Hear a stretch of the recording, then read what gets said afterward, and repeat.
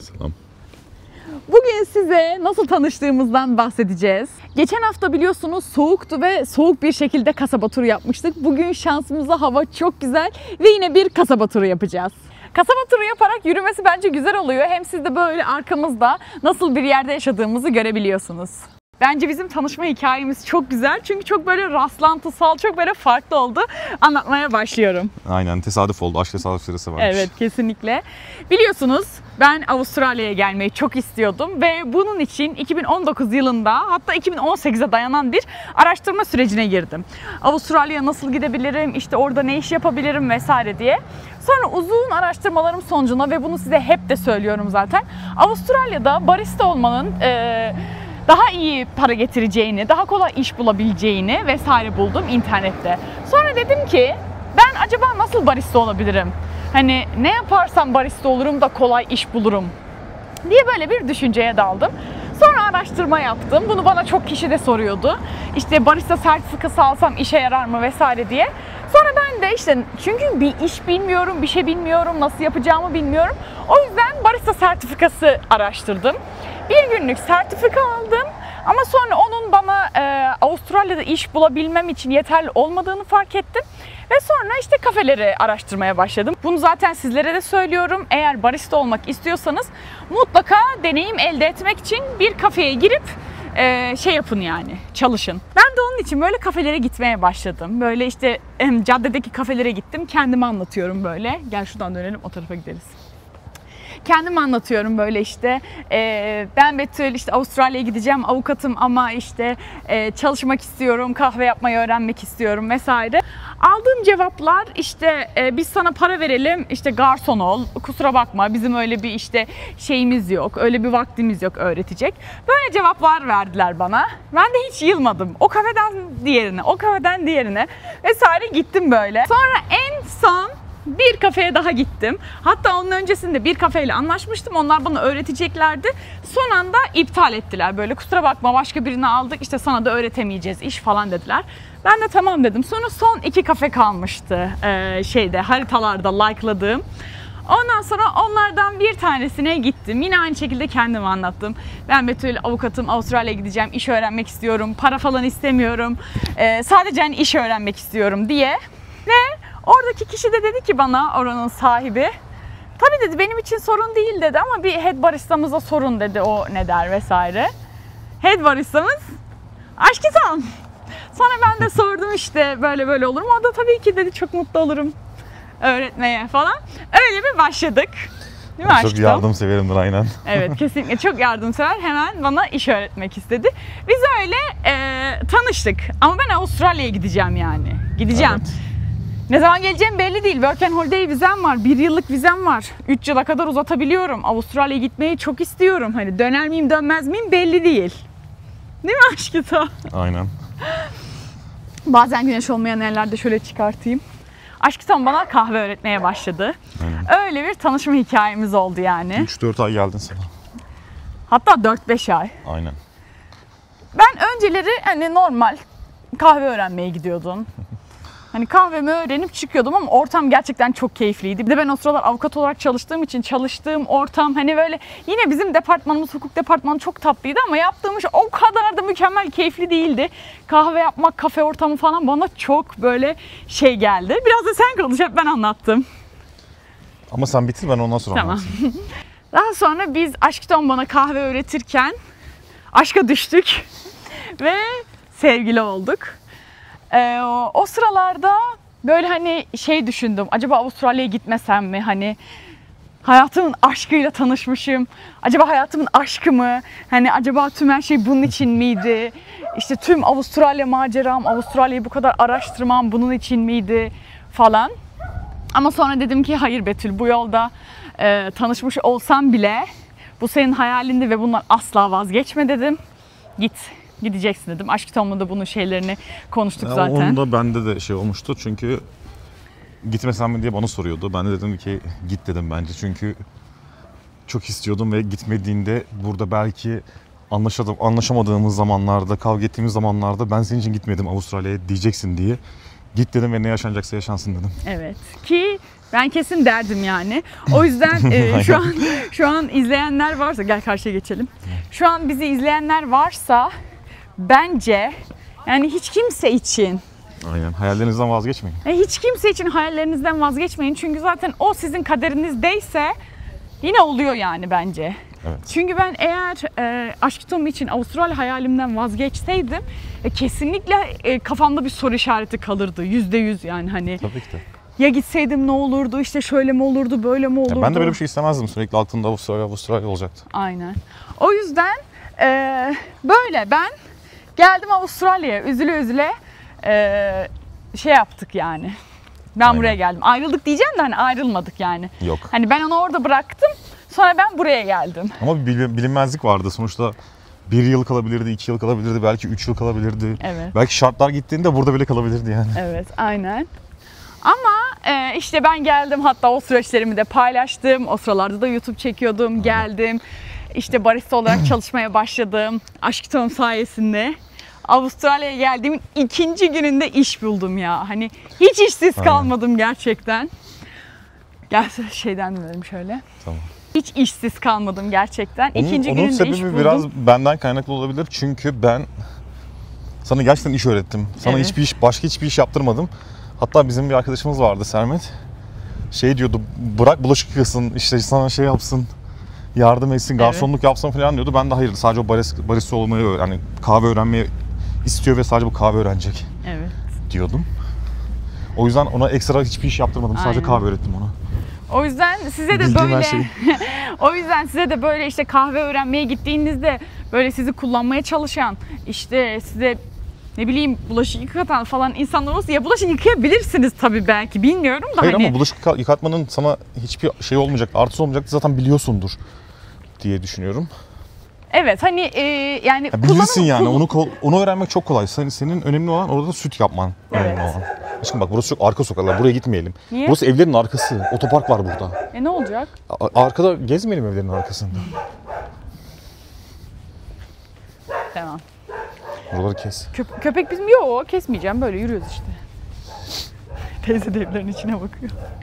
Tamam, şuradan sağa dönelim o zaman. Öyle, o yüzden kendinizi sırf iş öğreneceğim diye şey yapmayın yani, kullandırtmayın. Aynen, kullanmaya çok müsait bir şey. Aynen. Kullanılmaya. Daha sonra ben buraya geldim. 4-5 ay burada kaldım. Ve sonra Covid çıktı. Biliyorsunuz tarlalarda çalıştım, orada Sen çalıştım, buraya burada geldikten çalıştım falan. 2-3 gün sonra Covid çıktı. İşte bir hafta sonra falan. 1-2 hafta böyle takıldın, sonra her yer kapandı burada. Aynen. Sydney'de yani. Sonra işte ben bildiğiniz üzere tarlalara gittim, çalıştım İşte falan. bendeki aşk böyle bir aşktı. Dünya durdu yani. Baktım artık, hani ben ne kadar Avustralya'da yaşamayı çok istesem de ya olmuyordu gerçekten. Hani o tarlalarda çalışmak, hani bilsem ki bir sonu var, çalışayım. Ama hani Covid oldu, bu böyle nasıl devam edecek, ne zamana kadar insanlar öleceklerini düşünüyorlar falan, hani böyle. Yani Avustralya'da böyle değildi ama insanların Türkiye'de poşetleri yıkadığı bir dönemdi yani, hani öyle bir şeydi, ölecek miyiz, hayatımız nasıl olacak bundan sonra falan, bilinmeyen bir evreydi. O yüzden ben de dedim ki hani böyle yaşamaktansa gideyim Türkiye'ye. Sen de çalışıyordun o sıralarda. Evet. Gidiyordun, 2 hafta bekliyordun, 3 gün çalışıp tekrar bir hafta bekliyordun iş için. Aynen. O yüzden çok da senin için şey değildi burası. Evet. Hani hayal ettiğim gibi olmamıştı Covid nedeniyle. Eğer Covid olmasaydı yine ben Sydney'de barista olarak çalışsam hani her şey yine güzel olabilirdi, ama işte her şeyde bir Denmez. hayır var. O yüzden yani hayatımızdaki aksilikler aslında bize ileride çok güzel şeylere vesile olacak olabilir. Aynen. Bunu da bilmek çok önemli bence. Aynen. O yüzden şimdi üzüldüğüm bir şey ileride belki sevindiğim bir şey olabilir. O yüzden Evet. çok da üzülmeyin. O yüzden yani buna şeylere. böyle bakın gerçekten. Sonra ben Türkiye'ye döndüm. Tabii ki de böyle güle oynaya döndüm yani. Çünkü Aşk Evet. Tom'la birlikte yaşamaya başladık ondan sonra. Ve evlendik. Sonra Aynen. işte gerçekten hani kader de varsa oluyor yani. Ve sonra bir gün böyle otururken Aşk Tom dedi ki yurt dışına mı gitsek? Ama evlenmişiz falan, artık benim kafamdan hani yurt dışı artık çıkmış. Ben avukat olarak çalışıyorum. Aşkım işte barista olarak çalışıyor. Hani Hatta ben işte, kafa açacaktım o dönemde. evet. Yani artık Türkiye'de böyle temelli yaşayacaktık yani hiç benim artık aklımda yoktu. Çünkü hani Avustralya'dan da geldim artık yaşadım, gördüm, deneyimledim. Hiç aklımda soru işareti yoktu. Eğer gitmeseydim eminim ki aklımda bir soru işareti olurdu ama o da yoktu yani. Evet. Sonra aşkım bir gün dedi ki yurt dışına mı gitsek? Dedim ne? Sonra ben tabii ki Aşk'tamla yurt dışını deneyimlemek istediğim için buna çok sevindim ve heyecanlı bir şekilde yeniden arayışlara girdik. İşte İngiltere mi olsa, işte Avustralya'nın sınırları o sıra kapalıydı. Sınırları kapalıydı. Bize de biraz İngiltere daha cazip geldi. Bir de acente direkt sizi İngiltere'ye gönderebilirim demişti. Evet. Sonra işte zaten gerisini bence biliyorsunuz. Onları hep böyle anlattım zaten. Sonra tam biz bunları düşünürken ben yeniden Dışişleri Bakanlığı'ndan bir telefon aldım. Evet. Ve Work and Holiday'inizi kullanmışsınız. Covid nedeniyle mi döndünüz dedi. Ben de evet dedim. Avustralya sınırları açmayı düşünüyor. Hatta açıldı. Aynen. Work and Holiday vize sahipleri Covid nedeniyle ülkelerine döndüyse onlara yeniden hiçbir şey yapmanıza gerek kalmadan ücretsiz bir vize sağlanacak dediler. Yani yanmıştı çünkü benim Work and Holiday vizem, bir yıllık vizem. Ve onu bana yeniden verdiler. Yani böyle bir şey olamaz gerçekten. Yani hayatımın o sıralar inanılmaz magical, böyle masalsı ve sihirli bir dönemindeydim gerçekten. Hani Aşk Tom'la yurt dışına gitmek istiyoruz. Yanmış bir vizem var. Avustralya'yı çok seviyorum. Ve Dışişleri Bakanlığı'ndan bana telefon açıyorlar. Yani inanılmaz bir şey ya. Gerçekten hani kader Aynen. midir aşko bu? Bence kader ya. Kader Öyle. ve aynen. Kader diyemezsin sen kendine. Ya insan kendi kaderini kendi yazıyor işte.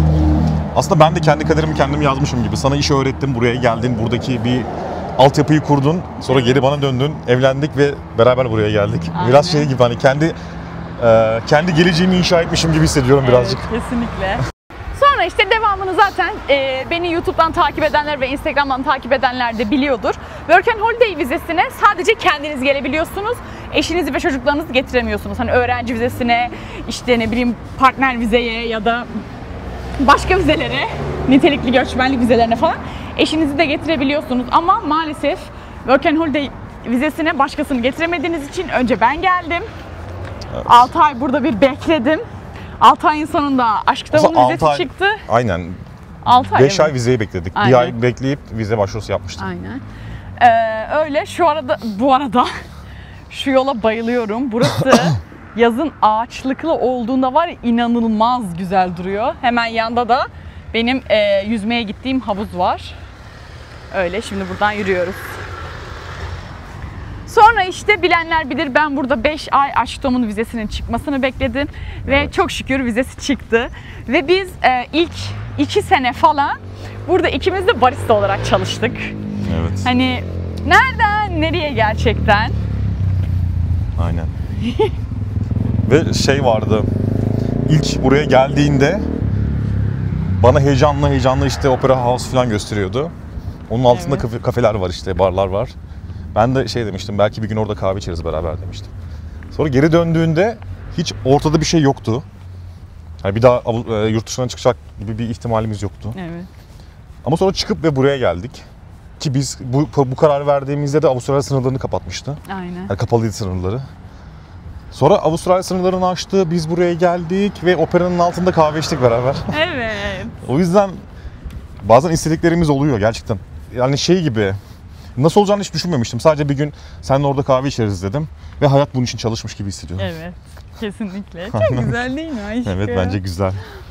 O yüzden buradan çıkarılacak sonuç. O yüzden benim böyle şeylere inancım arttı. Önceden ben çok inanmazdım böyle şeylere, işte istemek. Evet, Aşk Tom eskiden böyle biraz daha Pesimist takılıyordum. bir insandı. Benden sonra biraz daha böyle çok istersen olur. Aynen. Hatta İşte- senden daha fazla oldum. Evet, aynen. Öyle bir insan oldu gerçekten. Çünkü gerçekten yani, operanın altında kahve içmek istedim seninle. Ve bunun nasıl olacağını hiç düşünmedim. Ama bu oldu gerçekten. Yani ne Evet. kadar çok içten istediysem eğer yaşadım bunu. Kesinlikle. Aynen. O yüzden şimdi de Yoruldum biraz Avustralya'nın- yürüyerek konuşmakta. Avustralya'nın bir kasabasında ikimiz de boyacı olarak çalışıyoruz. Aynen. Yani hani hayatımız nasıl başladı, nereye gitti? Aşk Tom beni o gün kafede ilk gördüğünde büyük ihtimal hani işte biri geldi öğreteceğim diye düşündü. Ben de o kafeye gittiğimde kahve yapmayı öğreneceğim ve Avustralya'ya gideceğim diye düşünüyordum. Ama nereden bilebilirdim yanındaki beyefendiye aşık olacağım da onunla Avustralya'ya geleceğiz de ikimiz barista olarak çalışacağız falan. Nereden bilebilirdik? Bilemezdik. Bilemezdik. O yüzden hayat. İsteyin ve görün. Aynen. O yüzden bu da bizim tanışma hikayemiz oldu. Çünkü buraya da uzun zamandır video atıyorum. Bizi tanıyanlar falan var. Hani böyle bir video çekmek istedim. Biz nasıl tanıştık vesaire. Hiç bunu anlatmamıştık. Bu hikayemizi de artık öğrenmiş oldunuz. Evet. Bu arada bayağıdır da yürüyoruz. Arkamızda da böyle işte yaşadığımız yerleri birazcık da olsa görmüş oldunuz bence. Yaşadığımız yerde maalesef çok yakın bir yerde deniz yok. Evet. Okyanus yok. Göl var da biraz uzakta evet, o da. biraz uzaktı. Böyle yürüyüş mesafesinde değil. O yüzden yürüdüğümüz zamanlarda biz böyle ara sokaklarda, işte sokaklarda falan yürüyoruz. Evet. Öyle küçük yürüyüş zaten, yapıyoruz çok yani. da birkaç tane ana caddesi var. Onun haricinde sokaklar hep boş geçiyor zaten. Aynen. O yüzden easy oluyor, kolay oluyor yürümesi. Kesinlikle. O yüzden böyle. Bizim tanışma hikayemiz böyleydi. Aşkın nereden geleceği hiç belli olmaz gerçekten. Aşk tesadüfleri sever. Evet, aşk tesadüfleri sever. Aşk hiç aramadığınız anda da karşınıza çıkıyor yani. Aynen, o yüzden Çok enteresan. ben aşkı arıyorum, bulamıyorum demeyin. O sizi buluyor zaten. Evet, aynen. Böyle bir hikayemiz vardı bizim. Evet. Bizi dinlediğiniz için çok teşekkür ederiz. Bir sonraki videolarda görüşmek üzere. Kendinize iyi bakın. Hoşça kalın. Bye bye.